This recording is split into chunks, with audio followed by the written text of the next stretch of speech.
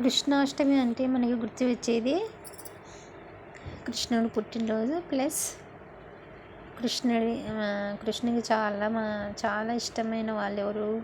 గొల్లవాళ్ళు.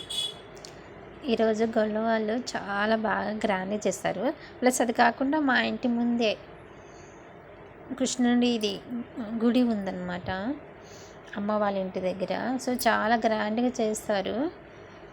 కానీ ఈసారి నేను మిస్ అయినా. ఈరోజు నేను ఇంటికి వెళ్ళట్లేదు మా ఇంటికి. సో ఇక్కడే కృష్ణాష్టమి మా ఇంట్లో ఎట్లా కృష్ణుడు ఉన్నాడు. సో స్వచ్ఛమైన వెన్న తీసాను అనమాట. అప్పుడే వేడి వేడి పాలల్లో కొంచెం వెన్న వచ్చింది కదా, ఆ వెన్న తీసి కృష్ణుడికి పెట్టాను. అతనికి చాలా ఇష్టం. దాంతోపాటు నేను పలారం కూడా పెట్టాను. సో రెండు కలిపి తింటారు. వెన్న ఉంది కాబట్టి అతనికి చాలా ఇష్టమైంది పెట్టానుగా, రెండు కలిపి తింటారు. సో ఫ్రెండ్స్, అందరికీ నా తరపున హ్యాపీ కృష్ణాష్టమి.